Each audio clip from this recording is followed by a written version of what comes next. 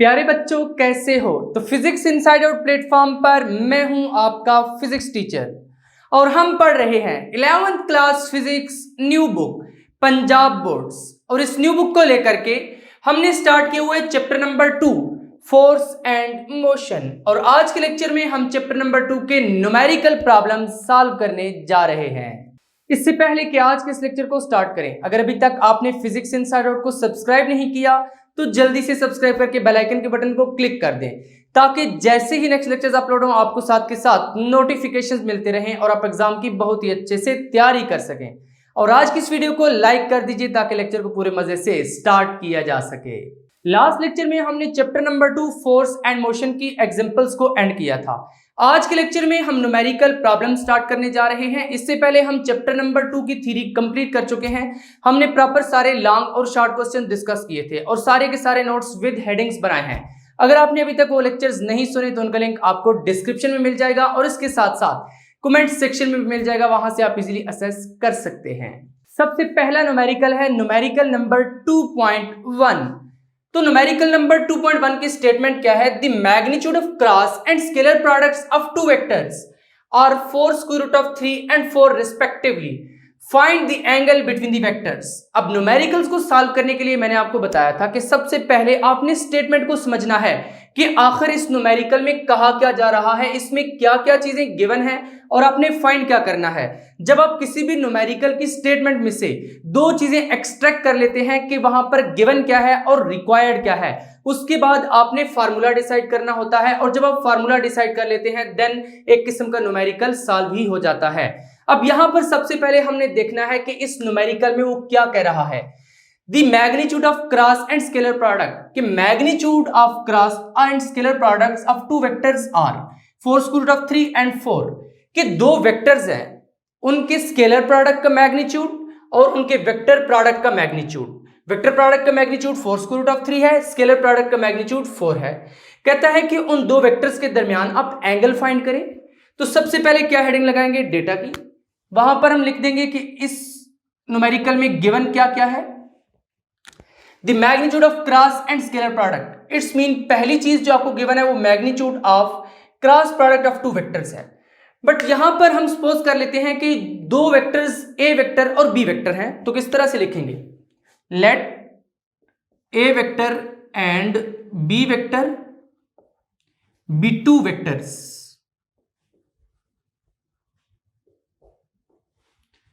Then आप लिखेंगे the magnitude of cross product of two vectors is the magnitude of cross product of two vectors is a vector cross B vector से हम represent करते हैं और magnitude represent करने के लिए साइड पर दो लाइंस लगाते हैं, is equal to 4 square root of 3। Next क्या है? Magnitude of scalar product of two vectors. तो किस तरह से लिखेंगे? द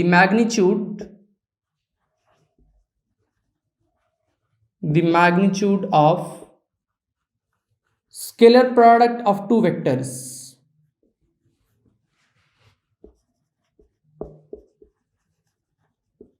यहां पर भी वेक्टर्स हो जाएगा, is A vector dot B vector. देखिए स्केलर प्रोडक्ट को हम डॉट से रिप्रेजेंट करते हैं, इज इक्वल टू कितना है ये? 4। तो यहां पर 4 कर देंगे। गिवन आपको यही कुछ था। अब फाइंड क्या करना है? Find the angle between the vectors. तो रिक्वायर्ड की हेडिंग लगाएंगे, उसमें लिख देंगे कि हमने क्या फाइंड करना है? रिक्वायर्ड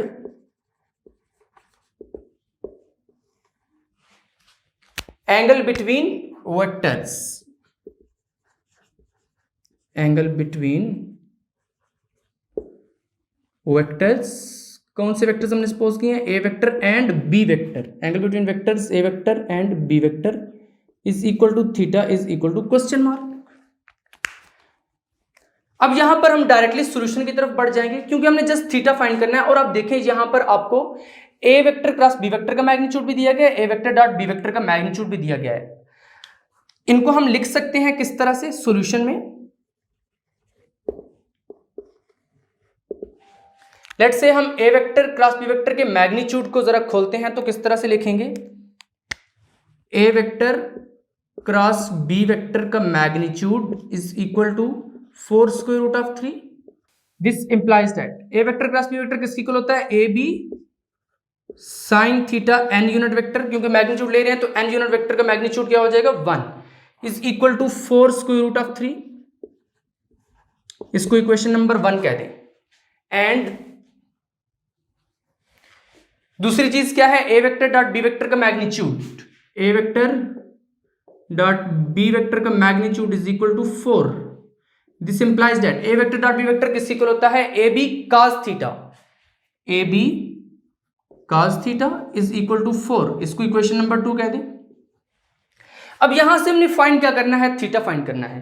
देखिए, अगर हम इन दोनों इक्वेशंस को डिवाइड कर दें, इक्वेशन नंबर 1 को इक्वेशन नंबर 2 पे डिवाइड कर दें, तो किस तरह से करेंगे? इसको ऊपर रखेंगे, उसको नीचे रखेंगे, तो वहां से ए बी कैंसिल हो जाएंगे। साइन थीटा और cos थीटा टेंजेंट थीटा बन जाएगा, फिर theta is equal to tangent inverse कर लेंगे। यानी कुछ काम बन रहा है, तो इसी तरह कर लेते हैं। Dividing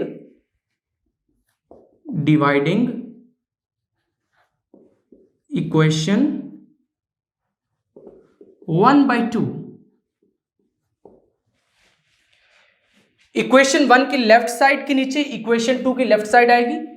A B sine theta divided by A B cos theta is equal to, right side के नीचे राइट साइड आएगी 4 square root of 3 divided by 4। यहां से अब क्या क्या कैंसिल हो रहा है? ए बी के साथ कैंसिल हो जाएगा, 4 के साथ कैंसिल हो जाएगा। This implies that sine theta over cos theta is equal to square root of 3। अब साइन थीटा और cos थीटा आपने ऑलरेडी मैथमेटिक्स में पढ़ा हुआ है, किसके इक्वल होता है? Tangent theta is equal to square root of 3। यहां पे अब 3 डॉट्स डाल के लिख देंगे, साइन थीटा और cos theta is equal to tangent theta. इसका मतलब होता है since, then this implies that theta is equal to tangent inverse square root of 3। अब tangent inverse square root of 3 भी आपने ऑलरेडी मैथमेटिक्स में पढ़ा हुआ है, ये 60 डिग्री के इक्वल होता है, तो theta is equal to 60 degree. आप कैलकुलेटर से भी जनरली सॉल्व कर सकते हैं, तब भी आपको ये आंसर 60 डिग्री मिलेगा। तो यहां पर भी आप सिंस करके लिख देंगे tangent inverse of square root of 3 is equal to 60 degree. वो क्या कह रहा था? Find the angle between two vectors. तो थीटा तो निकल आया, इट्स मीन यहां पर न्यूमेरिकल कंप्लीट हो जाता है। तो थीटा को आप क्या करेंगे? एक बॉक्स में बंद कर देंगे और फाइनली आंसर की हेडिंग लगाएंगे, आंसर। आंसर में क्या लिखेंगे? The angle between two vectors is theta is equal to 60 degree, या फिर angle between two vectors A vector and B vector is 60 degree, क्योंकि वो यही पूछ रहा था ना, find the angle between the vectors. तो जो वो पूछ रहा है उसी स्टेटमेंट को उठा के लिख के आगे लिखते हैं आप, the angle between two vectors A vector and B vector is 60 degree. तो यहां तक न्यूमेरिकल नंबर 2.1 कंप्लीट होता है। यहां पर अब इस न्यूमेरिकल नंबर 2.1 में आपने एक बात याद रखनी है कि लाजमी नहीं है कि वो यहां पर 4 ही दे, वो 5 भी दे सकता है, 6 भी दे सकता है, 7 भी दे सकता है। होप सो ये स्क्वायर रूट ऑफ 3 कांस्टेंट रहे। तो फिर यहां पे क्या होगा? अगर 6 और 6 होगा तो 6 कैंसिल हो जाएंगे, फिर भी आंसर यही रहेगा। 10 होगा, 10 कैंसिल हो जाएंगे, फिर भी आंसर यही रहेगा। यानी इतनी छोटी मोटी अमेंडमेंट्स हो सकती हैं जो पेपर में न्यूमेरिकल आए, इसलिए आपने इसको इस तरीके से भी प्रिपेयर करना है। नेक्स्ट न्यूमेरिकल प्रॉब्लम है न्यूमेरिकल नंबर 2.2। ये वाला जो न्यूमेरिकल है ये काफी इंपॉर्टेंट न्यूमेरिकल है, बार बार एग्जाम में भी आता है, और इसके साथ साथ इस न्यूमेरिकल में कुछ कंसेप्ट्स हैं जो कि समझने की जरूरत है। तो इसलिए आपने इस न्यूमेरिकल को बहुत ही गौर से समझना है और बिल्कुल इसी पैटर्न पर अपने नोट्स में लिखना है जिस तरह के मैं अभी आपको करवाऊंगा। A helicopter is ascending vertically at the rate of 19.6 meter per second. When it is at height of 156.8 meter above the ground, a stone is dropped. How long does the stone take to reach the ground?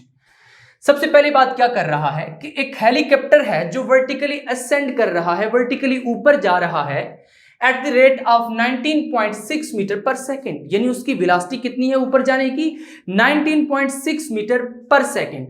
When it is at height of 156.8 metre, जब वो helicopter 156.8 metre की height पर पहुंचता है तो वहां से एक स्टोन ड्रॉप करता है। याद रखें यहां पर ये नहीं लिखा हुआ कि स्टोन थ्रो करता है, स्टोन को ड्रॉप करता है। How long does the stone take to reach the ground, तो बताइए कि जब वहां से वो स्टोन को ड्रॉप करता है तो स्टोन कितना टाइम लेगा ग्राउंड तक पहुंचने में। ये है ये न्यूमेरिकल। अब हमने इस न्यूमेरिकल को समझना है और इसको सॉल्व करना है। सबसे पहली हेडिंग तो हमारी डेटा की ही होगी, तो किस तरह से लिखेंगे, data a helicopter is ascending vertically at the rate of 19.6 metre per second. It's mean जो हेलीकॉप्टर की इनिशियल वेलोसिटी है वो 19.6 मीटर पर सेकेंड होगी। When it is at a height of 156.8 metre above the ground, a stone is dropped. जब वो इस height पर पहुंचता है तो स्टोन को ड्रॉप करता है। इट्स मीन इस हाइट तक पहुंचने के बाद वो स्टोन को जब ड्रॉप करता है तो उससे पहले स्टोन किधर है, हेलीकॉप्टर में है। अब यहां पर बात को समझें कि स्टोन और हेलीकॉप्टर दोनों 19.6 मीटर पर सेकंड के साथ मूव कर रहे हैं विद रिस्पेक्ट टू ग्राउंड। देखिए हेलीकॉप्टर के अंदर पड़ा हुआ है स्टोन, जब हेलीकॉप्टर 19.6 मीटर पर सेकंड के साथ मूव कर रहा है ऊपर की तरफ तो उसके अंदर जो स्टोन पड़ा हुआ है वो भी विद रिस्पेक्ट टू ग्राउंड इतनी वेलोसिटी के साथ मूव करेगा। इसलिए क्या होगा कि हेलीकॉप्टर की वेलोसिटी भी यही होगी और स्टोन की भी इनिशियल वेलोसिटी यही होगी जिसके साथ उसको ऊपर ले जाया जा रहा है। तो किस तरह से लिखेंगे, initial velocity of helicopter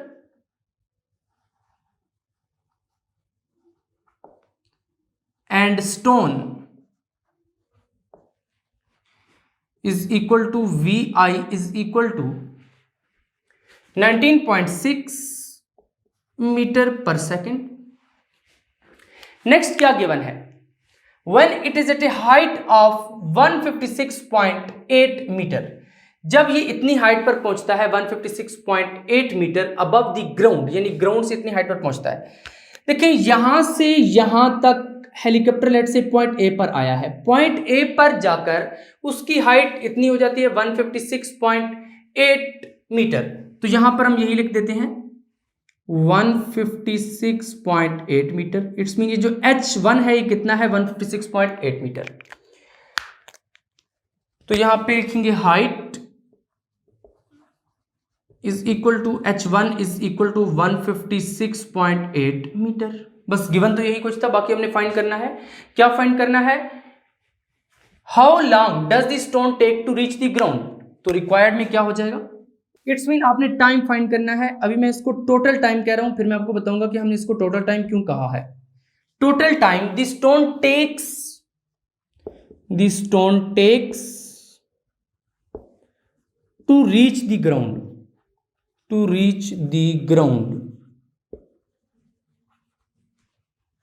is equal to capital T is equal to question mark, या फिर अगर आपने स्मॉल कहना है तो स्मॉल भी कह लें। अब यहां पर एक्चुअली हो क्या रहा है, हेलीकॉप्टर ने पहले असेंड किया है यानी ऊपर गया है पॉइंट ए तक। जब पॉइंट ए पर पहुंचा है तो ग्राउंड से इसकी हाइट 156.8 मीटर है। अब पॉइंट ए पर पहुंचकर उसने स्टोन को ड्रॉप किया है, अगेन से वही बात कि थ्रो नहीं किया, ड्रॉप किया है। देखिए स्टोन फिर डायरेक्टली ग्राउंड पर तो नहीं आएगा, वो कुछ इस तरह का पाथ फॉलो करेगा क्योंकि वहां पर वो एज ए प्रोजेक्टाइल एक्ट कर रहा है, यहां से यहां तक पहुंचेगा। यहां पर मैं आपको एक एग्जांपल देता हूं। लेट से आपके पास एक बॉल है और वो आपने हाथ में पकड़ी हुई है, आप कार में बैठे हुए हैं, कार फुल स्पीड के साथ मूव कर रही है। कार की विंडो से हाथ बाहर निकालकर आप गेंद को वहां पे रिलीज करते हैं, हाथ से छोड़ते हैं। तो बताइए क्या गेंद वहीं पर नीचे गिर जाएगी या थोड़ी पीछे जाके गिरेगी, यानी इस तरह का वो कुछ पाथ फॉलो करेगी। इट्स मीन यहां पर भी जब इस स्टोन को रिलीज किया गया हेलीकॉप्टर से तो उस वक्त क्या होगा कि ये डायरेक्टली नीचे नहीं आ जाएगा बल्कि इस तरह का पाथ फॉलो करेगा। तो यहां पर सॉल्यूशन की हेडिंग लगाएंगे हम। अब जो हमने टाइम फाइंड करना है वो एक्चुअली कौन सा टाइम है, total time the stone takes to reach the ground, वो टाइम जो स्टोन लेता है ग्राउंड तक पहुंचने के लिए। देखिए स्टोन को यहां से पॉइंट ए से ड्रॉप किया गया है, इट्स मीन स्टोन यहां से पाथ फॉलो करते हुए यहां तक पहुंचा है। अब हमने कौन सा टाइम निकालना है, यहां से यहां तक आने में स्टोन को कितना टाइम लगा है। अब इसको हम 2 पार्ट्स में सॉल्व करेंगे। सबसे पहले हम टाइम निकालेंगे A to B, फिर हम टाइम निकालेंगे B to C, फिर इन दोनों टाइम्स को ऐड कर देंगे तो हमें टोटल टाइम मिल जाएगा यहां से यहां तक पहुंचने में, इसीलिए यहां पर हमने टोटल टाइम लिखा है। अब हम क्या करेंगे, सबसे पहले A to B time find करेंगे, फिर B to C time find करेंगे। अब देखें जब वो B to C मूव करेगा तो क्या होगा कि यहां पर under the action of gravity move करेगा। इट्स मीन डेटा में हमें G भी लिखना चाहिए, तो G किसकी इक्वल होता है 9.8 मीटर पर सेकेंड स्क्वायर। अब एक्चुअली यहां पर थोड़ी सी फिजिक्स समझे आप। यहां पर जब हेलीकॉप्टर पहुंचा उसने स्टोन को क्या किया, ड्रॉप किया है। अब यहां पर स्टोन की वेलोसिटी भी कितनी है 19.6 मीटर पर सेकंड, और हेलीकॉप्टर की वेलोसिटी भी 19.6 मीटर पर सेकंड है ऊपर जाने की। ए पॉइंट पर उसकी जब वेलोसिटी 19.6 मीटर पर सेकंड है स्टोन की, तो उस केस में स्टोन डायरेक्टली नीचे नहीं आ सकता जब तक वो 19.6 मीटर पर सेकंड जो अपवर्ड वेलोसिटी है वो जीरो नहीं हो जाती। इट्स मीन ए पॉइंट पर जो 19.6 metre per second upward velocity है इसके पास, तो ये ऊपर ही मूव करता जाएगा उस वेलोसिटी के साथ जब तक कि वो वेलोसिटी जीरो नहीं हो जाती, और पॉइंट बी पर जाकर वो वेलोसिटी जीरो हो जाएगी। देन ये under the action of gravity move करेगा और ये वाला पाथ फॉलो करेगा और ग्राउंड को आकर स्ट्राइक कर देगा। अभी हम सबसे पहले time from point A to B find करते हैं। यहां पर सॉल्यूशन में पहले हमने वही सेंटेंस लिखा है, when the helicopter is ascending and stone is dropped from point ए, कि जब हेलीकॉप्टर असेंड कर रहा है और पॉइंट ए पर जाकर उसने स्टोन को ड्रॉप किया है, it first rises to a maximum height at point B.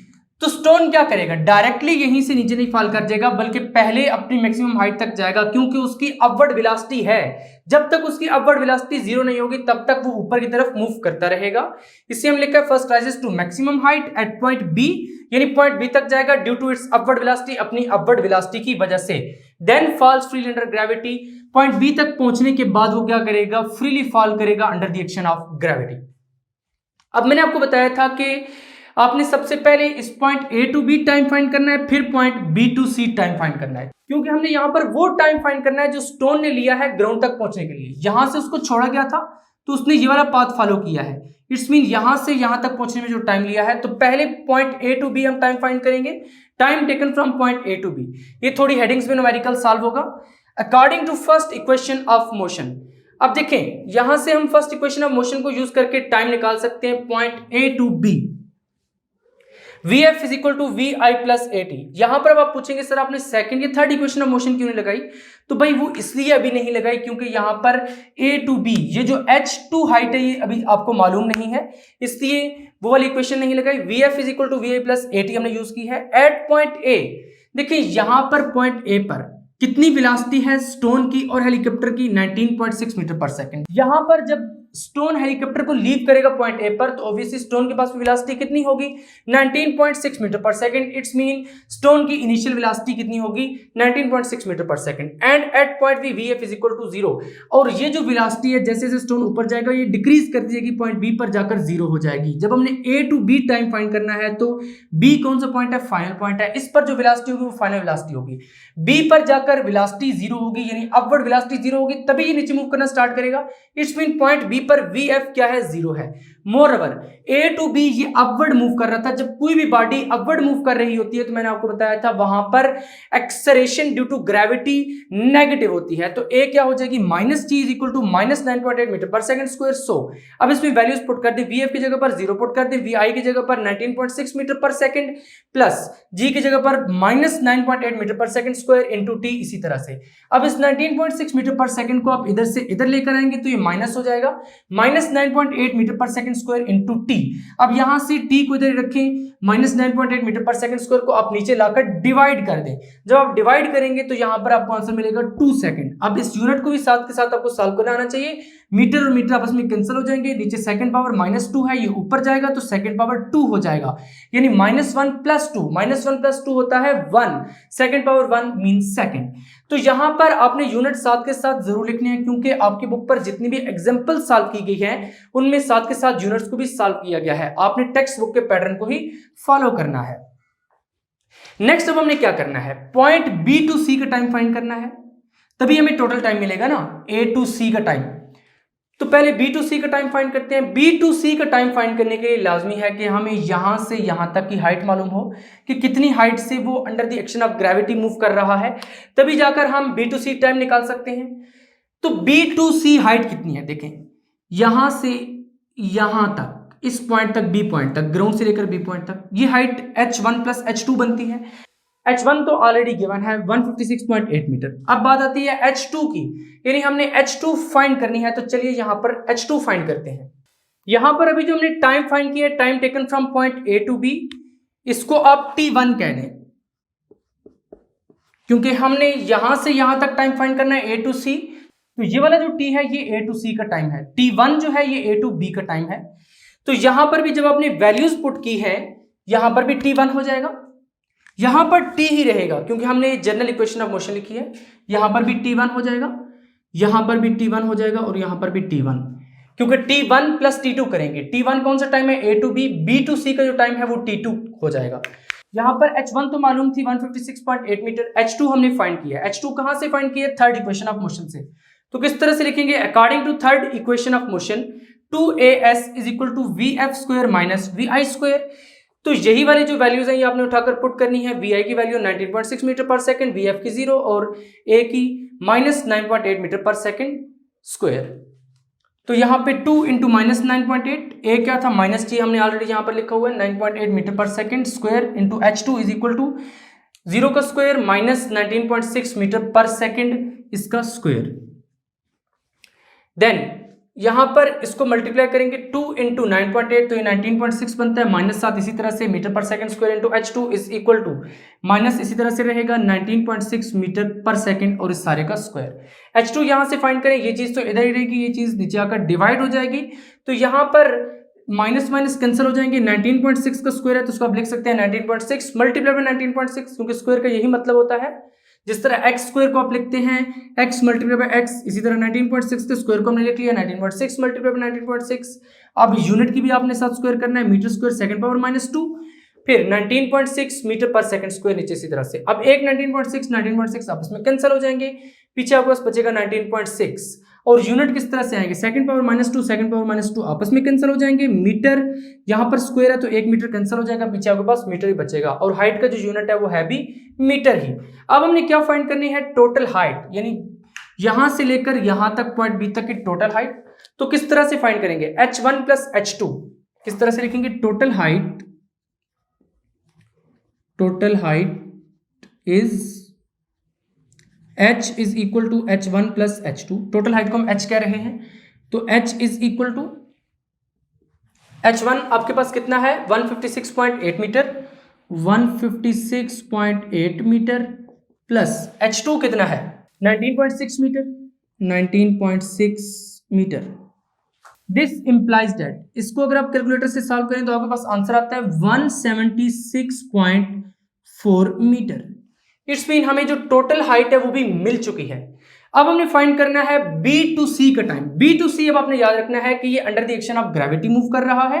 Under the action of gravity किस तरह से मूव कर रहा है कि यहां पर बी पर जो अपवर्ड वेलोसिटी थी वो 0 हो गई थी। अब जितना भी मोशन है वो under the action of gravity होगा और डाउनवर्ड मोशन है, इसलिए जी की वैल्यू अब क्या ली जाएगी, पॉजिटिव ली जाएगी। यहां पर आके बॉडी रेस्ट पर आ जाएगी। जब बी टू सी की बात करेंगे तो इनिशियल पॉइंट बी बनेगा, फाइनल पॉइंट सी बनेगा। तो यहां पर फिर इनिशियल वेलोसिटी बी पॉइंट पर कितनी हो जाएगी, 0 हो जाएगी, क्योंकि अब हमने सिर्फ इस पाथ को लेना है फिलहाल। बी टू सी, पिछले वाले पाथ को भी हम नहीं ले रहे, बी टू सी फाइंड करेंगे फिर ऐड करेंगे तो हमें टोटल मिल जाएगा। बी टू सी के लिए यहां पर बी पॉइंट इनिशियल है तो बी पॉइंट पर वेलोसिटी कितनी है, 0 है। जैसे पहले मैंने आपको बताया है जब ये पाथ ले रहे थे तो बी पॉइंट फाइनल था, ए इनिशियल था, बी पॉइंट पर फाइनल वेलोसिटी हमने कहा था 0 है। अब जब ये पाथ ले रहे हैं बी टू सी तो फिर बी पर इनिशियल वेलोसिटी जो होगी वो 0 होगी। अब इसी इनिशियल वेलोसिटी को 0 लेकर हम टाइम फाइंड करते हैं। यहां पर अब हमने नेक्स्ट हेडिंग यही लगा दी है, time from point B to C, यानी बी टू सी जब स्टोन ने मूव किया है तो कितना टाइम लगा है उसको t2 कह रहे हैं। Second equation of motion use करेंगे, s is equal to vit plus half at square, ये सेकंड इक्वेशन ऑफ मोशन है। अब यहाँ पे क्वेश्चन ये आता है कि फर्स्ट इक्वेशन ऑफ मोशन या थर्ड इक्वेशन ऑफ मोशन यहां पर हमने क्यों नहीं यूज की, उसमें vf का फैक्टर आता है। अब vf कौन सी वेलोसिटी है, वो वेलोसिटी होगी जिसके साथ स्टोन ग्राउंड को हिट करेगा और वो वेलोसिटी हमें मालूम नहीं है, इसलिए हमने सेकंड इक्वेशन ऑफ मोशन लगाई है, s is equal to vit plus half at square.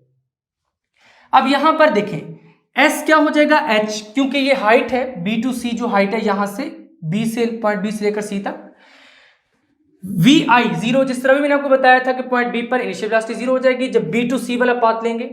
For downward motion हमने साथ लिख भी दिया है। And a is equal to g, जब स्टोन डाउनवर्ड मूव कर रहा है तो a क्या हो जाएगा, g के इक्वल हो जाएगा। And s is equal to h, क्योंकि हाइट ले रहे हैं। अब h is equal to 1/2 gt square हो जाएगा, a की जगह पर g पुट कर दिए। vi क्योंकि 0 है इसलिए ये वाला फैक्टर 0 हो जाएगा। अब इसमें वैल्यूज पुट करनी है। h क्या है, टोटल हाइट है ये 176.4 मीटर। उसके बाद 1/2 इसी तरह से g की वैल्यू पॉजिटिव होगी क्योंकि डाउनवर्ड स्टोन मूव कर रहा है तो 9.8 मीटर पर सेकंड स्क्वायर, साथ t स्क्वायर इसी तरह से। देन आपने क्या करना है कि यहां से t स्क्वायर को एक साइड पर रखना है, यहां पर भी इंप्लाइज आएगा, यहां पर भी इंप्लाइज आएगा। टी स्क्वायर को एक साइड पर रखें, ये 2 उधर जाके मल्टीप्लाई हो जाएगा, it's mean 2 multiply by 176.4 metre, वो यहां पे आ गया, divided by 9.8 metre per second square, तो उससे डिवाइड कर दिया। Then T square is equal to, यहां से अगर आप इसको कैलकुलेटर से सॉल्व करें तो आपके पास आंसर आता है 36।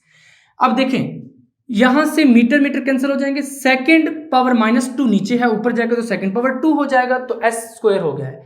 Taking square root on both sides, जब आप स्क्वायर रूट लेंगे तो t is equal to 6 second. देखें स्क्वायर रूट जब भी लेते हैं तो साथ प्लस माइनस आता है, यहां पर प्लस -6 आएगा। माइनस को हम नहीं लेंगे क्योंकि time can not be negative, आपने साथ ये रीजन भी देना है, since time can not be negative, तो 6 सेकंड हो जाएगा।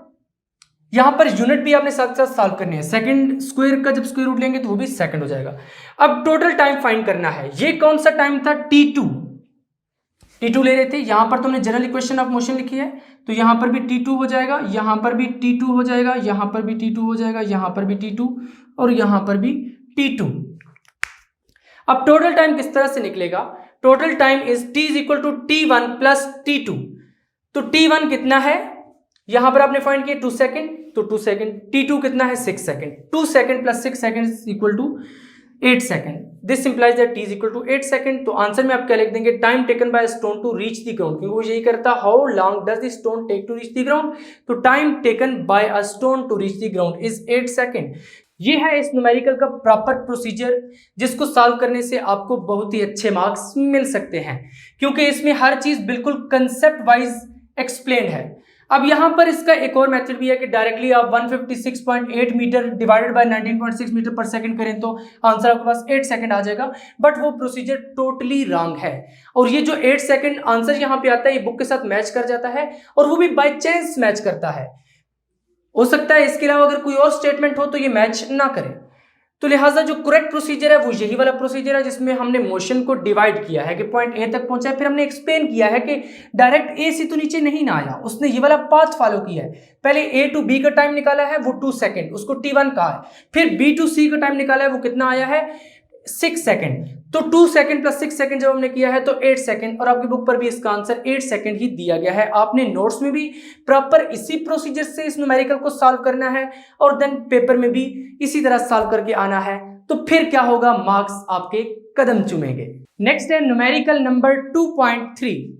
तो न्यूमेरिकल नंबर 2.3 में क्या है, if A vector plus B vector magnitude is equal to A vector minus B vector का magnitude, then prove that A vector and B vector are perpendicular to each other.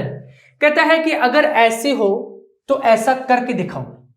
हाँ, इस statement में यही कह रहा है। तो यहां पर देखिए डेटा की हेडिंग नहीं लगाएंगे बल्कि गिवन की हेडिंग लगाएंगे। किस तरह से, गिवन क्या है, A vector plus B vector इसका mod is equal to A vector minus B vector इसका मॉड।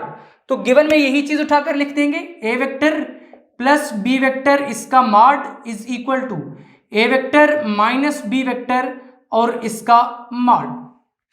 कहता है देन प्रूव दैट, ये करके दिखाओ, A vector and B vector are perpendicular to each other, यानी ए वेक्टर और बी वेक्टर आपस में जो एंगल बना रहे हैं वो 90 डिग्री का होना चाहिए। तो यहां पर रिक्वायर्ड फिर क्या हो जाएगा कि आपने ये प्रूव करना है। तो जहां पे कोई चीज प्रूव करनी हो वहां पर हम रिक्वायर्ड की हेडिंग नहीं लगाएंगे, बल्कि हेडिंग कुछ इस तरह से होगी, टू प्रूव। तो क्या चीज प्रूव करनी है, A vector and B vector are perpendicular to each other. तो लिख दीजिए A vector and B vector are perpendicular to each other.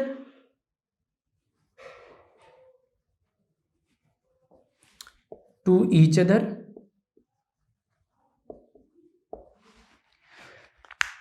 अब जब आपने यहां पर हेडिंग लगा दी है टू प्रूव, तो नीचे फिर सॉल्यूशन की हेडिंग नहीं आएगी बल्कि प्रूफ की हेडिंग आएगी। लीजिए प्रूफ की हेडिंग लगा देगी। अब क्या करेंगे, इसी गिवन वाली एक्सप्रेशन को उठा के यहां पर लिख देंगे।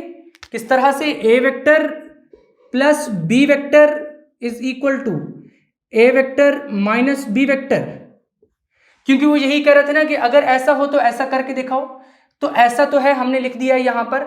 अब क्या करना है, यहां पर हमने प्रूव करना है कि थीटा ए वेक्टर और बी वेक्टर के दरमियान कितना है, 90 डिग्री है। तो यहां पर से मॉड ऐसे तो डायरेक्टली हम नहीं हटा सकते, दोनों तरफ स्क्वायर करते हैं। लीजिए squaring both sides, squaring both sides किस तरह से करेंगे, A vector plus B vector इसके मॉड का square is equal to A vector minus B vector इसके मॉड का स्क्वायर। अब कुछ स्टूडेंट्स के जहन में आ रहा होगा कि यहां पर ए प्लस बी होल के स्क्वायर वाला फार्मूला लगा देते हैं, लेकिन यहां पर ए प्लस बी होल के स्क्वायर वाला फार्मूला नहीं लगाना। मैंने आपको एक चीज पढ़ाई थी scalar product of two vectors के कैरेक्टरिस्टिक्स में कि self scalar product of A vector is A square. किस तरह से, A vector dot A vector is equal to A square. जब A vector dot A vector A square की equal है तो ए स्क्वायर फिर किसकी इक्वल होगा, ए वेक्टर डॉट ए वेक्टर के। यानी वेक्टर्स में स्क्वायर को ओपन करने के लिए आप ऐसे नहीं कर सकते कि यहां पे ए प्लस बी होल के स्क्वायर वाला फार्मूला लगा दें, बल्कि जिस तरह A vector dot A vector A square की इक्वल है, इसी तरह से ए स्क्वायर किसकी इक्वल है, A vector dot A vector के। इसका मतलब है कि अगर ये पूरा वेक्टर हम एक वेक्टर माने तो A vector plus B vector dot A vector plus B vector हो जाएगा। तो लीजिए यहां पर इंप्लाइज डालते हैं, A vector plus B vector, दरमियान में क्या आएगा, dot A vector plus B vector. Similarly इस साइड पर भी क्या होगा, स्क्वायर है तो स्क्वायर को ओपन करना है, A vector minus B vector dot A vector minus B vector. यहां पर अब हमने इन दोनों का डॉट प्रोडक्ट लेना है, तो किस तरह से लेंगे, यहां पर ए का ए के साथ, फिर ए का बी के साथ, फिर बी का ए के साथ, फिर बी का बी के साथ। तो चलिए इसको जरा सॉल्व करते हैं। किस तरह से करेंगे, A vector dot A vector, पहले का पहले के साथ, फिर पहले का दूसरे के साथ, plus A vector dot B vector plus, अब पहले की बात तो खत्म हो गई, ये उन दोनों के साथ मिल चुका है, अब दूसरे को उन दोनों के साथ मिलाना है, plus B vector dot A vector plus B vector dot B vector, this is equal to, यहां पर क्या होगा, पहले को पहले के साथ, फिर पहले को दूसरे के साथ। तो किस तरह से लिखेंगे, A vector dot A vector, A vector dot A vector minus A vector dot B vector, ये वाला माइनस है ये वाला प्लस है, तो माइनस प्लस क्या हो जाएगा, माइनस हो जाएगा, minus A vector dot B vector. अब दूसरे को इसके साथ भी मिलाना है, इसके साथ भी मिलाना है, तो minus B vector dot A vector minus B vector dot A vector, minus into minus plus B vector dot B vector. Next क्या करेंगे, इसी तरह से इंप्लाइज डालेंगे, इंप्लाइज डालकर क्या करेंगे, A vector dot A vector, जिस तरह अभी हमने यहां पर देखा है A vector dot A vector किस इक्वल होता था, ए स्क्वायर की इक्वल, तो यहां पर भी क्या होगा, ए वेक्टर डॉट ए वेक्टर किस इक्वल हो जाएगा, ए स्क्वायर। बट यहां पर भी जिस तरह हमने लिखा था ए वेक्टर प्लस बी वेक्टर्स के मॉड का स्क्वायर, तो यहां पर भी ए स्क्वायर जब लिखेंगे तो ऑब्वियसली ए क्या होगा, वेक्टर होगा, उसका मैग्नीट्यूड होगा, मैग्नीट्यूड होगा। तो यहां पर वेक्टर डालो, यहां पर साइड पे दो लाइंस, इसका स्क्वायर, तो लीजिए ये ए स्क्वायर हो गया। अगर इस तरह से लिखें जनरली ए स्क्वायर, फिर भी यही बनता है। अगर ए के ऊपर एरो डाल के साइड पे दो लाइंस डालें, फिर भी इसका ये मतलब है। तो ये वाला थोड़ा प्रोफेशनल लगता है, इसको यूज करते हैं, plus A vector dot B vector plus A vector dot B vector, साथ क्या हो जाएगा, plus B vector dot A vector. Characteristics of scalar product वाले लेक्चर में मैंने आपको बताया था कि जो scalar product of two vectors है, ये क्या होता है, commutative. It's mean B vector dot A vector किसकी इक्वल है, A vector dot B vector के। तो यहां पर हम लिख सकते हैं A vector dot B vector then plus B vector dot B vector. जिस तरह A vector dot A vector A square equal होता है, इसी तरह B vector dot B vector किस इक्वल होगा, बी स्क्वायर के। तो किस तरह से लिखेंगे, बी स्क्वायर, यहां पर भी इसी तरह से लिखेंगे बी वेक्टर इसके मैग्नीट्यूड का square is equal to, this is equal to A vector dot A vector A का स्क्वायर मीन ए के मैग्नीट्यूड का स्क्वायर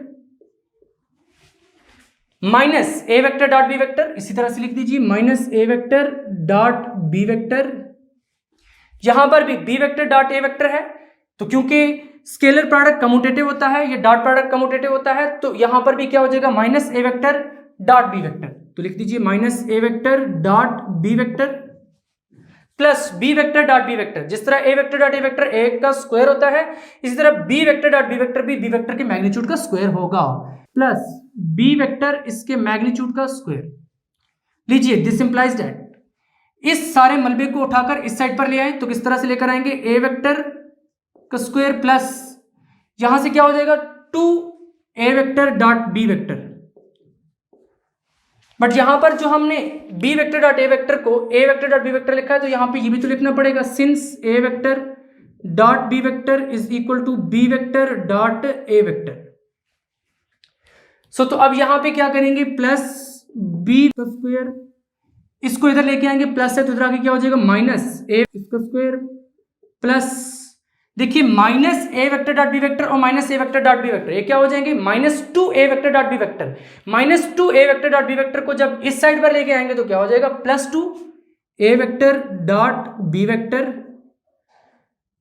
ये इधर प्लस है, इधर आगे क्या हो जाएगा माइनस बी का स्क्वायर इज इक्वल टू 0। इधर कुछ भी नहीं बचा तो 0 रह जाएगा।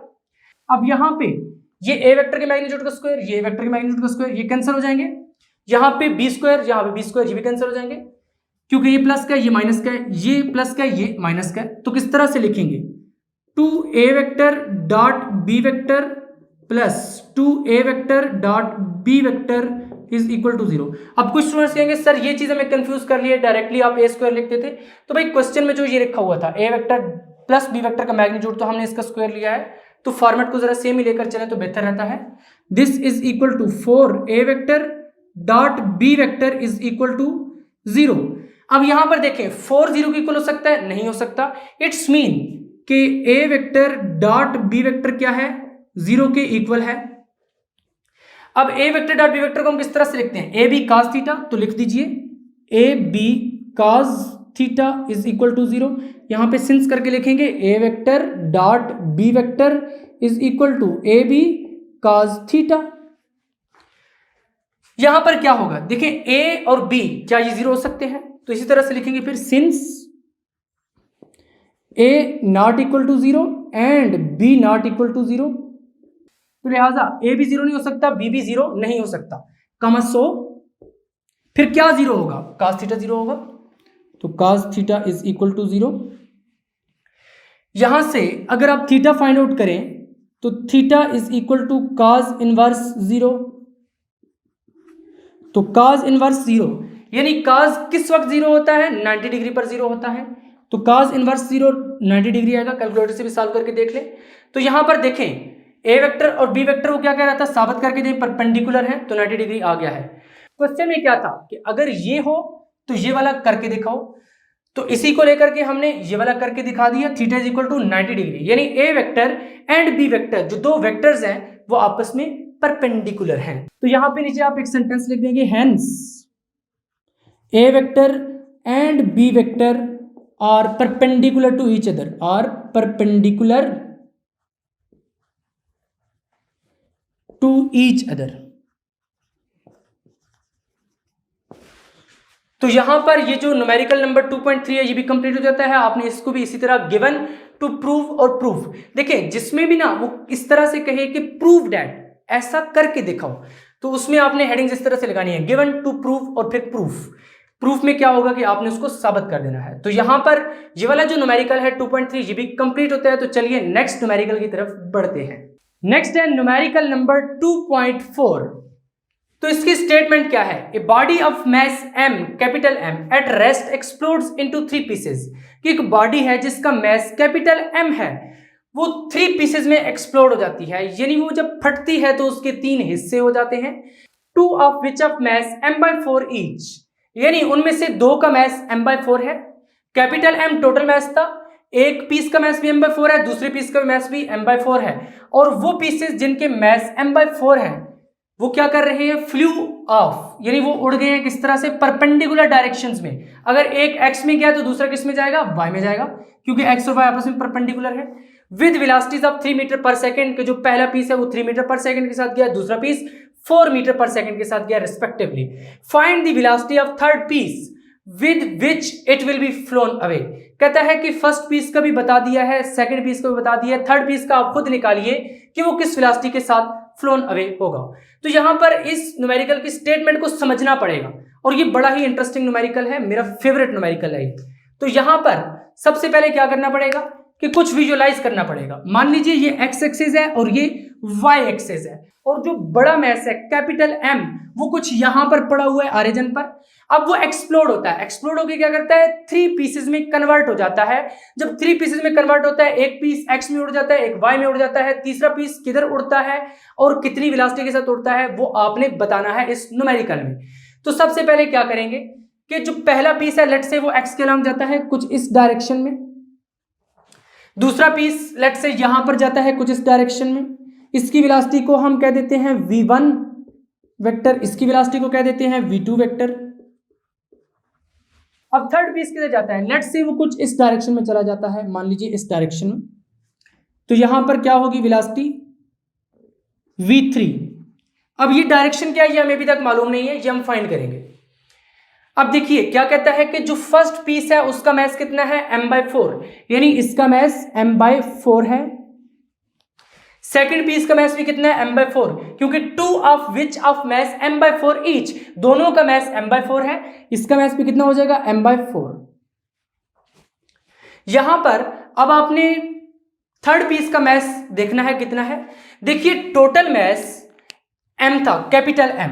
जब टोटल मैस m था, फर्स्ट पीस निकल गया जिसका मैस कितना था m/4, सेकंड भी निकल गया जिसका कितना था m/4। It's mean total mass कितना है m, फर्स्ट पीस निकला अंदर से m/4 माइनस हो गया, माइनस m/4, सेकंड पीस निकला फिर माइनस m/4 हो गया, माइनस m/4। तो यहां पे थर्ड पीस का फिर मैस कितना होगा m माइनस ये कितना हो जाएगा 2m/4, एलसीएम ले लीजिए 4m minus 2m divided by 4, तो ये कितना बन जाएगा 4m minus 2m, 2m/4, 2m/4 और ये बनेगा m/2। इट्स मीन ये वाला जो मैस है ये कितना है m/2 है। उसके बाद जो पहला पीस है वो कितनी वेलोसिटी के साथ गया है 3 मीटर पर सेकंड के साथ। इट्स मीन ये जो वेलोसिटी है ये कितनी है 3 metre per second x axis के अलावा, और दूसरा पीस कितनी वेलोसिटी के साथ उड़ा है 4 मीटर पर सेकंड, तो v2 कितनी हो जाएगी 4 मीटर पर सेकंड। और ये क्या है अलोंग y एक्सिस, एक वेलोसिटी अलोंग x एक्सिस है क्योंकि एक पीस इस डायरेक्शन में गया दूसरा पीस इस डायरेक्शन में गया है, ये दोनों क्योंकि परपेंडिकुलर डायरेक्शंस में थ्रोन ऑफ हुए थे इसलिए हमने इनकी डायरेक्शंस कुछ इस तरह से बनाई है। तो थर्ड की हमने आर्बिट्रेरी डायरेक्शन लिया कि यहां पर इसकी हम फाइंड करेंगे, जब यहां पे वेक्टर बनेगा फाइनल वेक्टर v3 वेक्टर तो वो हमें बताएगा कि इसकी डायरेक्शन क्या है। देखिए इसका मैस भी मालूम है, इसका मैस भी मालूम है, इसका मैस भी मालूम है। अब हमने फाइंड क्या करना है, इसकी वेलोसिटी भी गिवन है, इसकी भी गिवन है, v3 फाइंड करनी है कि जो मैस m/2 है ये थर्ड पीस ये कितनी वेलोसिटी के साथ मूव किया है। तो सबसे पहले क्या करेंगे यहां पर डेटा लिखेंगे, तो डेटा की हेडिंग लगाएंगे यहां पे mess of body, mess of body यानी जो पहली बॉडी है इनिशियली वो एक्सप्लोड नहीं हुई, पीसेस में कन्वर्ट नहीं हुई, उस वक्त मैस कितना है, mass of body is equal to capital M।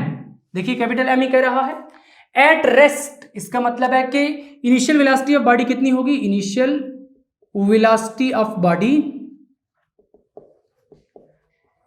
Is equal to vi is equal to 0। देखिए मैंने आपको बताया था जब भी बॉडी रेस्ट पर होती है तो वहां पर वेलोसिटी क्या होती है 0 होती है। क्यों 0 है, देखिए वहां पर डिस्प्लेसमेंट 0 है, जब बॉडी पहले भी यहीं पर थी कुछ टाइम के बाद भी यहीं पर है, फिर और टाइम गुजरा फिर भी यहीं पर है, और टाइम गुजरा फिर भी यहीं पर है, इट्स मीन वो मूव भी नहीं कर रहे, जब मूव नहीं कर रहे तो फिर वेलोसिटी 0 हो जाएगी। 3 पीसेस में एक्सप्लोड हुआ था, 2 ऑफ विच ऑफ मैसेज, इसका मतलब है कि मैस ऑफ फर्स्ट पीस कितना है, mass of first piece is equal to m1 उसको कह देते हैं और वो कितना है m/4। Velocity of first piece is equal to v1 vector इसको कह देते हैं और ये कितनी है 3 metre per second, 3 metre per second along X axis, ये साथ जरूर लिखना है अलोंग एक्स एक्सिस, क्योंकि हमने जो विजुअलाइजेशन लिया उसमें एक्स एक्सिस के अलोंग लिया है, वो कह रहा था परपेंडिकुलर है 3 metre per second along X axis, 4 metre per second along Y axis. तो यहां पे फिर क्या हो जाएगा मैस ऑफ सेकंड पीस ये कितना हो जाएगा, m2 is equal to m/4।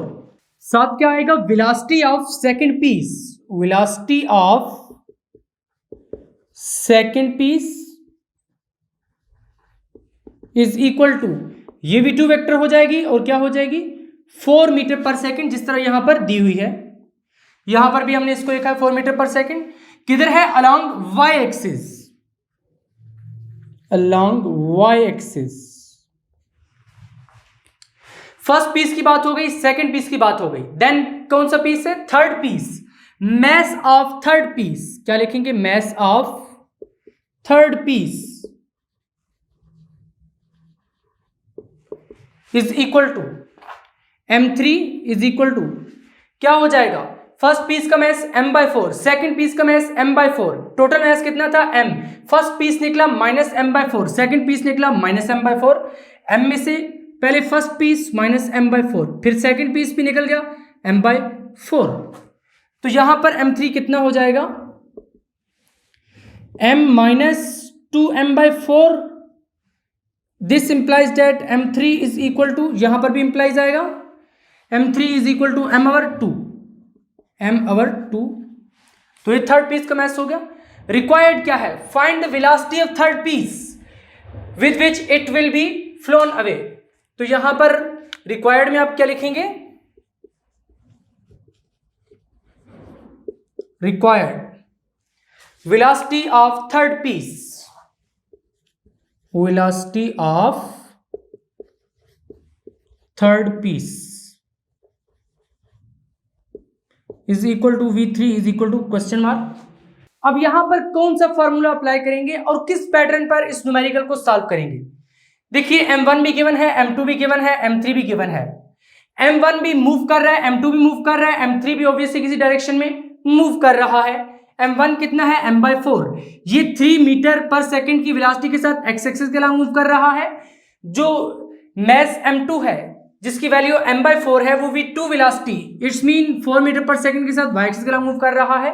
और थर्ड मैस जिसका मैस m/2 है वो भी 3 के साथ किसी एक डायरेक्शन में मूव कर रहा है, जो कि हमने फाइंड करनी है। तो यहां पर अब हम क्या करेंगे, law of conservation of momentum apply करेंगे, क्योंकि मैस क्या हुआ है, एक्सप्लोड हुआ है। तो मैस जब एक्सप्लोड हुआ है तो यहां पर क्या होगा कि initial momentum before explosion is equal to final momentum after explosion. कि बिफोर एक्सप्लोजन जब वो मैस रेस्ट पर था उसका मैस कैपिटल M था, तो बिफोर एक्सप्लोजन जो इनिशियल मोमेंटम हो जाएगा वो m इंटू 0 हो जाएगा, यानी m इंटू vi 0 है तो इनिशियल मोमेंटम क्या हो जाएगा, 0 हो जाएगा। इट्स मीन कि बिफोर एक्सप्लोजन जो मोमेंटम है वो 0 है, आफ्टर एक्सप्लोजन क्या हो जाएगा, इसका मोमेंटम प्लस इसका मोमेंटम प्लस इसका मोमेंटम, 3 पीसेस में डिवाइड हुआ है, तीनों पीसेस मूव कर रहे हैं, हर मूविंग बॉडी का मोमेंटम होता है। तो लिहाजा यहां पर क्या होगा, फाइनल मोमेंटम में इसका मोमेंटम इसका मोमेंटम इसका मोमेंटम। अब इसका मोमेंटम क्या होगा, m/4 इंटू v1 क्या है, 3 मीटर पर सेकेंड। अब ये x एक्सिस के अलांग है, तो मैंने आपको बताया था कि x एक्सिस के अलांग जब डायरेक्शन को शो करना होता है तो अब I यूनिट वेक्टर को यूज करते हैं। अगर अभी आपको यूनिट वेक्टर्स के बारे में कंसेप्ट नहीं है तो आप वो वाला लेक्चर सुनिए जिसमें मैंने आपको characteristics of scalar product explain किया था। उसके स्टार्ट में मैंने आपको यूनिट वेक्टर्स के बारे में बहुत ही डिटेल में बताया था। वहां पर आपको पता चल जाएगा कि x एक्सिस के अलांग I यूनिट वेक्टर है तो वो किस तरह से है और क्यों है। यहां पर फिर P2 यानी सेकंड बॉडी मोमेंटम क्या हो जाएगा, m/4 into 4 metre per second. साथ क्या आएगा, j यूनिट वेक्टर, क्योंकि ये y एक्सिस के अलांग है। देन v3 इसी तरह से आ जाएगा m/2 इंटू v3, ये क्या हो जाएगा, थर्ड बॉडी का मोमेंटम। तो total initial momentum is equal to total final momentum. Initial momentum क्या है, 0, तो 0 is equal to p1 vector plus p2 vector plus p3 vector. p1 vector मैंने आपको यहां से समझा दिया है, जो पहला पीस है उसका मास और वेलोसिटी, दूसरे पीस का मास और वेलोसिटी और तीसरे पीस की मास और वेलोसिटी। तो चलिए यहां पर ये लिख देते हैं। सॉल्यूशन में अब हमने वही चीज लिख दी है, according to law of conservation of momentum initial momentum before explosion is equal to final momentum after explosion. जिस तरह कुलियन के केस में हम कहते थे initial momentum before collision is equal to final momentum after collision, इस तरह explosion के केस में हम कहेंगे initial momentum before explosion is equal to final momentum after explosion. Explosion से पहले जो मोमेंटम था वो और एक्सप्लोजन के बाद जो मोमेंटम है वो इक्वल है। इनिशियल मोमेंटम कितना हो जाएगा, कैपिटल एम। देखिए इनिशियली बॉडी का मास कितना था, कैपिटल एम, और बॉडी रेस्ट पर थी, इसकी वजह से इनिशियल वेलोसिटी 0 थी। मोमेंटम क्या होता है, P is equal to M V. तो यहां पर m कौन सा है, कैपिटल एम, v कौन सा है, वी आई, इनिशियल वेलोसिटी उस बॉडी की।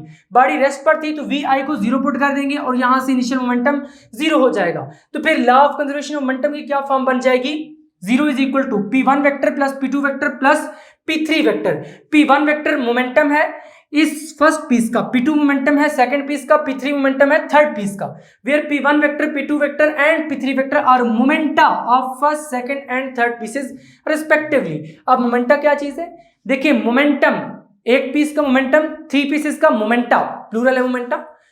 देन यहां से क्या हो जाएगा, 0 is equal to first piece का मोमेंटम, फर्स्ट पीस का मास कितना था, m/4, वेलोसिटी कितनी थी 3 metre per second, m/4 into 3, क्योंकि अलोंग एक्स एक्सिस था इसलिए I unit vector, plus second piece का मोमेंटम, सेकंड पीस का मास कितना था m/4, वेलोसिटी कितनी थी 4, तो m/4 इंटू 4, क्योंकि y एक्सिस के अलोंग था इसलिए j हो जाएगा, प्लस m/2 थर्ड पीस का मोमेंटम, थर्ड पीस का मास कितना है m/2, जैसे हमने यहां पर कैलकुलेट किया है, m/2 थर्ड पीस की वेलोसिटी कितनी है v3 वेक्टर, तो v3 वेक्टर इसी तरह लिख देंगे। यहां से अब v3 फाइंड कर लेंगे आसानी से, v3 वाले फैक्टर को एक साइड पर कर लेंगे, m/2 v3। अब ये जब इधर आएगा m/4 into 3 I unit vector, तो माइनस हो जाएगा, ये माइनस हो जाएगा, फिर हमने साइड चेंज करके डायरेक्टली लिख दिया यहां पर। देखिए अब ये जो राइट हैंड साइड है इसमें से m/2 अगर आप कॉमन लें तो यहां से m/2 कॉमन लेंगे तो -3/2 I यूनिट वेक्टर, माइनस यहां से m/2 कॉमन लिया 4/2 j यूनिट वेक्टर। फिर क्या किया है, इस 2 को इधर ले आए हैं, इस m को भी इधर ले आए हैं, 2 डिवाइड हो रहा था उधर आगे मल्टीप्लाई हो गया, m मल्टीप्लाई हो रहा है नीचे आकर डिवाइड हो जाएगा, 2m/2m into v3 vector is equal to -3/2 I unit vector minus 2 j unit vector, क्योंकि 4/2 क्या होता है 2, तो -2 j unit vector. v3 vector is equal to 2m cancel होकर 1 हो जाएंगे, -3/2 I unit vector -2 j unit vector. देखिए ये क्या है, ये v3x है, ये v3y है।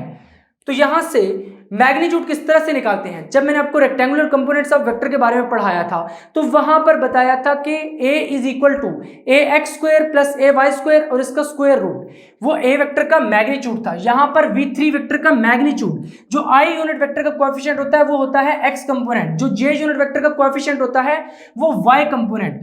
तो ये जो -3/2 है ये v3 वेलोसिटी का x कंपोनेंट है, इसका स्क्वायर, प्लस -2 v3 वेलोसिटी का y कंपोनेंट है, इसका स्क्वायर। तो यहां से अगर आप इसको कैलकुलेटर पर सॉल्व करें तो आंसर आता है v3 is equal to 2.5 metre per second. यहां तक ये वेक्टर था, यहां पे ये मैग्नीट्यूड है, याद रखना यहां पे आपने एरो नहीं डालना। अगर एरो डालेंगे तो साइड पर फिर आपने 2 लाइंस डालनी है जो कि मैग्नीट्यूड को रिप्रेजेंट करेंगी। यहां पर v3 क्या आ गया 2.5 मीटर पर सेकंड, और आपकी बुक पर भी यही आंसर दिया गया है। Then since v3 is equal to -3/2 I unit vector plus 2 j unit vector, ये जो वेक्टर बना है इसमें से अगर आप माइनस कॉमन ले लें v3 वेक्टर में से तो क्या बच जाएगा, 3/2 I unit vector, minus common लिया तो अंदर प्लस रह जाएगा, प्लस 2 j यूनिट वेक्टर, ये वेक्टर बन जाएगा। अब v3 के साथ क्या आ रहा है, माइनस, इसलिए जो थर्ड पीस की वेलोसिटी है उसकी डायरेक्शन क्या होगी, ऑपोजिट होगी resultant of these two velocities. देखिए v1 वेक्टर v2 वेक्टर, इनके रिजल्टेंट की जो डायरेक्शन है v3 की जो डायरेक्शन है वो उससे अपोजिट होगी, इससे हमने लिखा since v3 is equal to minus, क्योंकि माइनस साइन आया है so velocity vector of third piece, इसलिए जो v3 वेक्टर है is opposite to the resultant velocity of 2 pieces, इन 2 पीसेस की रिजल्टेंट वेलोसिटी के अपोजिट डायरेक्शन में है। तो यहां पर ये न्यूमेरिकल नंबर 2.4 कंप्लीट होता है। आपने बिल्कुल इसी पैटर्न पर अपने नोट्स में सॉल्व करना है और देन पेपर में भी सॉल्व करके आना है। नेक्स्ट है न्यूमेरिकल नंबर 2.5। तो इसकी स्टेटमेंट क्या है, a cricket ball is hit upward with velocity of 20 metre per second at an angle of 45 degree with ground. देखिए क्रिकेट बॉल है जिसको अपवर्ड हिट किया गया है 20 मीटर पर सेकंड से at an angle of 45 degree with ground. Projectile motion वाले lecture में मैंने आपको बताया था जब भी किसी ऑब्जेक्ट को किसी एंगल पर लॉन्च किया जाता है किसी इनिशियल वेलोसिटी के साथ, तो वो जो ऑब्जेक्ट है वो एज ए प्रोजेक्टाइल बिहेव करता है। तो इट्स मीन ये वाला जो न्यूमेरिकल है ये प्रोजेक्टाइल मोशन से रिलेटेड है और इसमें जो निकालना है वो भी बता रहा है, time of flight, maximum height, how far away it's hit the ground.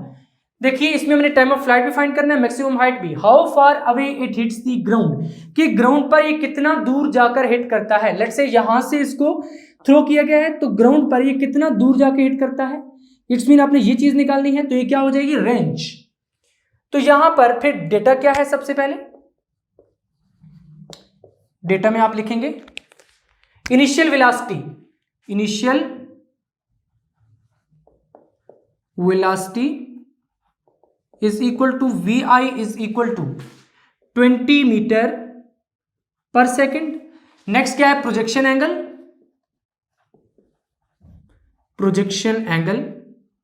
इस तरह के एग्जांपल ऑलरेडी मैं आपको सॉल्व करवा चुका हूं लास्ट लेक्चर्स में। इसको हम थीटा कहते हैं, is equal to 45 degree.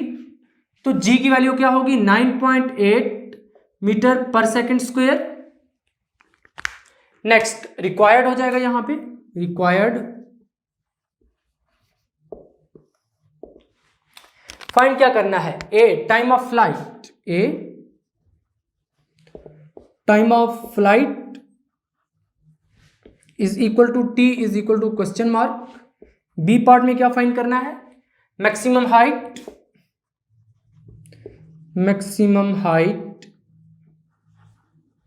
Is equal to H is equal to question mark. Third क्या है, how far away it hits the ground. जैसे मैंने आपको बताया ये रेंज पूछ रहा है, तो सी पार्ट क्या हो जाएगा, रेंज ऑफ प्रोजेक्टाइल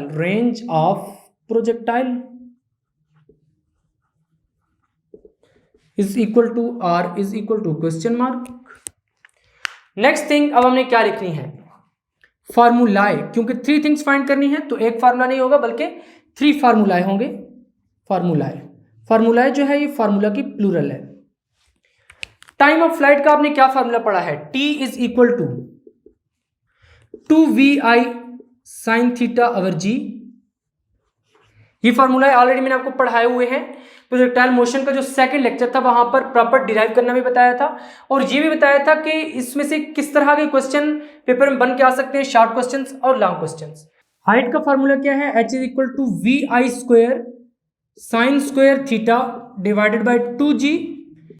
रेंज का फार्मूला क्या है, R is equal to VI square sine 2 theta over G। अब इसको इक्वेशन नंबर 1 कह दें, इसको इक्वेशन नंबर 2 और इसको इक्वेशन नंबर 3। देखिए यहां पर अब इन तीनों इक्वेशंस को यूज करते हुए आपने ये 3 थिंग्स फाइंड करनी है। पहली इक्वेशन में वैल्यूज पुट करेंगे तो आपको टाइम ऑफ फ्लाइट मिल जाएगा, दूसरी में पुट करेंगे तो मैक्सिमम हाइट, तीसरी में पुट करेंगे तो रेंज ऑफ प्रोजेक्टाइल। तो चलिए यहां पर सॉल्यूशन करते हैं। सॉल्यूशन की हेडिंग लगाकर सबसे पहले ए पार्ट का सॉल्यूशन लिखेंगे, टाइम ऑफ फ्लाइट T। तो उसके लिए क्या करेंगे, putting values in equation 1, 2VI sin theta over G। 2 इसी तरह से VI 20 metre per second put कर दिया, मल्टीप्लाइड बाय साइन थीटा, तो साइन 45 डिवाइडेड बाय G कितना है 9.8 मीटर पर सेकंड स्क्वायर। इसको आप जनरली कैलकुलेटर से सॉल्व कर सकते हैं या फिर कुछ इस तरह से भी लिख सकते हैं, 2 मल्टीप्लाइड बाय 20 40, यूनिट इसी तरह से आएगा metre per second, multiplied by sign 45 degree कितना होता है 0.707। कैलकुलेटर से आप जनरली सॉल्व करके देख लें, 0.707 divided by 9.8 metre per second square. इस चीज को अगर आप सॉल्व करेंगे तो आपके पास आंसर आएगा 2.9 सेकंड राउंड ऑफ करने के बाद। यहां पर देखिए ये यूनिट सेकंड किस तरह से आया, मीटर के साथ कैंसिल, सेकंड पावर -2 था, ऊपर जाएगा तो सेकंड पावर 2 हो जाएगा, सेकंड पावर -1 पहले से है तो -1 + 2 कितना हो जाएगा 1, तो सेकंड पावर 1 सेकंड हो जाएगा। इस तरह यूनिट भी साथ के साथ आपने कंप्यूट करके ही लिखने हैं, यानी इन स्टेप्स में आपने यूनिट्स को छोड़ना नहीं है बल्कि साथ लिखना है, क्योंकि जो आपकी बुक में एग्जांपल्स हैं उनमें यूनिट्स को साथ लिखा गया है। देन बी पार्ट है putting values in equation 2। H निकालने के लिए क्या करना है कि इक्वेशन 2 में वैल्यूज पुट करनी है, VI स्क्वायर यहां पर 20 मीटर पर सेकंड का square multiplied by sign square theta. Sign square theta का क्या मतलब है, थीटा की वैल्यू पुट करें साइन 45 और इस सारे का स्क्वायर, यानी आप कैलकुलेटर से पहले साइन 45 डिग्री कैलकुलेट करेंगे जो कि 0.707 आएगा, उसका स्क्वायर ले लेंगे, डिवाइडेड बाय 2G था तो 2 × 9.8 मीटर पर सेकंड स्क्वायर, यानी इसके बाद ये स्टेप भी आएगा। 20 का स्क्वायर कितना होता है 400, साथ में यूनिट भी सॉल्व होंगे, metre square second power -2 multiplied by 0.707 का स्क्वायर डिवाइडेड बाय 2 × 9.8 कितना बनता है 19.6 मीटर पर सेकंड स्क्वायर। यहां पर भी क्या होगा, सेकंड पावर -2 से कैंसिल, मीटर यहां पर है और ऊपर मीटर स्क्वायर है, स्क्वायर कैंसिल हो जाएगा तो नीचे मीटर ही बच जाएगा, तो यहां पर हाइट का यूनिट मीटर ही आता है। अगर आपके पास यहां पर यूनिट वही आ रहा है जो आना चाहिए तो इट्स मीन आप कैलकुलेशंस ठीक कर रहे हैं। तो 10.9 2.2 मीटर हाइट आ रही है। नेक्स्ट सी पार्ट है जिसमें हमने रेंज फाइंड करनी है। तो रेंज का क्या फॉर्मूला है, V I square sine 2 theta over जी।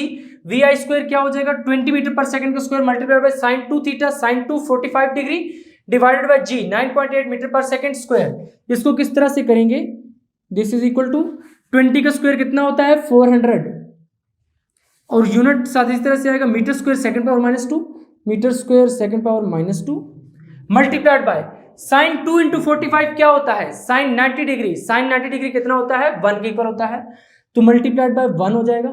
यहाँ पे आप सिंस करके लिख भी देंगे sine 90 degree is equal to 1 divided by 9.8 metre per second square. यहां से क्या होगा second power -2 second power -2 cancel, metre ऊपर स्क्वायर है तो इस स्क्वायर के साथ कैंसिल हो जाएगा, पीछे मीटर बच जाएगा और रेंज का यूनिट आना भी मीटर ही चाहिए। इट्स मीन यहां पर कैलकुलेशंस करेक्ट हैं, जो आपने फॉर्मूला लिखा है उसमें कोई टर्म गड़बड़ नहीं है। 41 मीटर रेंज आ चुकी है। तो अब आंसर की हेडिंग लगानी है। आंसर की हेडिंग में क्या लिखना है, टाइम ऑफ फ्लाइट। तो टाइम ऑफ फ्लाइट कितना है 2.9 second, time of flight is 2.9 second. Then क्या थी मैक्सिमम हाइट, बी पार्ट में मैक्सिमम हाइट इज 10.2 मीटर। उसके बाद सी पार्ट में क्या है, how far away it hits the ground, range निकालनी थी कि ग्राउंड पे वो कितना दूर जाके गिरा है। तो क्या हो जाएगा, the cricket ball hits the ground 41 metre away, क्योंकि रेंज 41 मीटर है। जिस तरह वो क्वेश्चन में पूछ रहा था how far it hits the ground, the cricket ball hits the ground 41 metre away. तो यहां पर आपका ये जो न्यूमेरिकल नंबर 2.5 है ये कंप्लीट हो जाता है। फाइनली आज के लेक्चर में हमने chapter number 2 force and motion के न्यूमेरिकल नंबर 2.1 से 2.5 तक सॉल्व किए हैं। अब हम नेक्स्ट लेक्चर में नेक्स्ट न्यूमेरिकल सॉल्व करेंगे। इस चैप्टर के न्यूमेरिकल्स बहुत ही ज्यादा इंपॉर्टेंट न्यूमेरिकल्स हैं, इसलिए आपने कोई भी लेक्चर मिस नहीं करना। अभी से फिजिक्स इनसाइडर को सब्सक्राइब करके बेल आइकन के बटन को क्लिक कर दें, ताकि जैसे ही नेक्स्ट लेक्चर्स अपलोड हो आपको साथ के साथ नोटिफिकेशन मिलते रहें और आप एग्जाम की बहुत ही अच्छे से तैयारी कर सकें। अब हम जल्दी जल्दी इन सब चैप्टर्स को कंप्लीट करेंगे। देखिए चैप्टर नंबर 2 अभी कंप्लीट होने को है, देन चैप्टर नंबर 3, 4, 5 बहुत ही जल्द इन चैप्टर्स को कंप्लीट करके उसके बाद एग्जाम की प्रॉपर तैयारी शुरू करेंगे वन शॉट लेक्चर से। इसलिए आपका सब्सक्राइब किया हुआ होना लाजमी है और बेल आइकन के बटन को क्लिक किया हुआ होना भी लाजमी है, ताकि आपको साथ के साथ नोटिफिकेशंस मिलते रहें। फाइनली कमेंट करके बताएं कि आपको आज का लेक्चर कैसा लगा। मिलेंगे नेक्स्ट लेक्चर में, तब तक के लिए अल्लाह हाफिज।